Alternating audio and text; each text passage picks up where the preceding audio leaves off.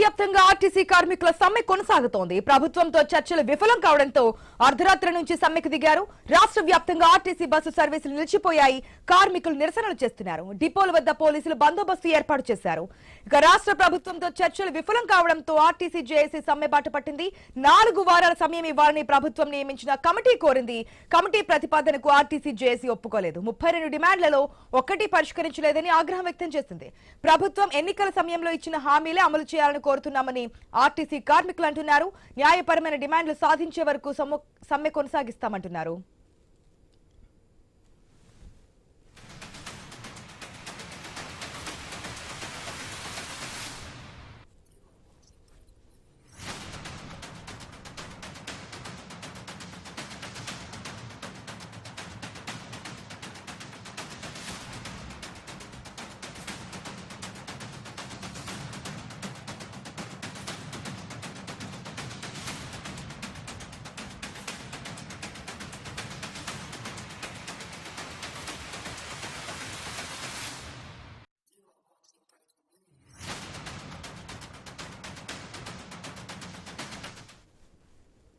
తెలంగాణ వ్యాప్తంగా ఆర్టీసీ కార్మికుల సమ్మె కొనసాగుతోంది. ప్రభుత్వంతో చర్చలు విఫలం కావడంతో అర్ధరాత్రి నుంచి సమ్మెకు దిగారు. రాష్ట్ర వ్యాప్తంగా ఆర్టీసీ బస్సు సర్వీసులు నిలిచిపోయాయి.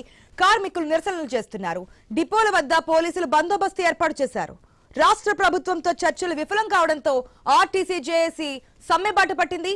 4 వారాల సమయం ఇవ్వాలని ప్రభుత్వం నియమించిన కమిటీ కోరింది. కమిటీ ప్రతిపాదనకు ఆర్టీసీ జేఏసీ ఒప్పుకోలేదు. 32 డిమాండ్లలో ఒక్కటి పరిష్కరించలేదని ఆగ్రహం వ్యక్తం చేసింది. ప్రభుత్వం ఎన్నికల సమయంలో ఇచ్చిన హామీలే అమలు చేయాలని కోరుతున్నామని ఆర్టీసీ కార్మికులు అంటున్నారు. న్యాయపరమైన డిమాండ్లు సాధించే వరకు సమ్మె కొనసాగిస్తామన్నారు.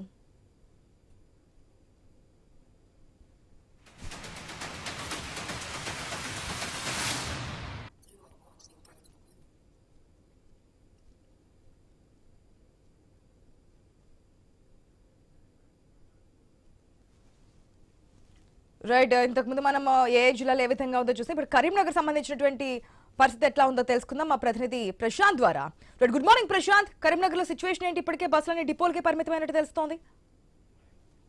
మీరు అన్నట్టుగా రాష్ట్ర వ్యాప్తంగా ఆర్టీసీ సమ్మెలో భాగంగా ఉమ్మడి కరీంనగర్ జిల్లా వ్యాప్తంగా ఒక ఆర్టీసీ బస్ కూడా బయటకు రాలేదు. నిన్న అర్ధరాత్రి నుంచి ఇక ఆర్టీసీ కార్మికులంతా కూడా రోడ్లపైన బైఠాయించారు. పూర్తిగా ఏ బస్సు కూడా బయటకు రాకుండా తిరగనీయకుండా చేసిన పరిస్థితి కనపడుతోంది. దాదాపు ఇక కరీంనగర్ ఉమ్మడి కరీంనగర్ లో దాదాపు 11 డిపోలు 11 డిపోలలో దాదాపు రోజువారీగా 4.65 లక్షల మంది అంటే 4,65,000 మంది రోజు నిత్యం ప్రయాణిస్తున్నారు.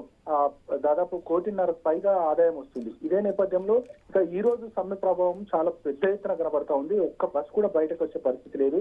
ఇక అదే విధంగా రామగుండానికి సంబంధించి కూడా దాదాపు 130 బస్సులకు సంబంధించి 600 కార్మికులు డిపో ముందు 130 బస్సులు మొత్తం తిరగనీయకుండా చేస్తా ఉన్నారు. 600 మంది కార్మికులంతా కూడా డిపో ముందు ఉదయాన్నే డిపో ముందు వచ్చి ఆందోళన చేపట్టారు. సమ్మె కారణంగా ఉద్యోగులు విధులను బహిష్కరించారు. దాదాపు బస్సులన్నీ కూడా డిపోకే పరిమితం అయ్యాయి. అయితే 11 డిపోలలో కూడా అదే పరిస్థితి.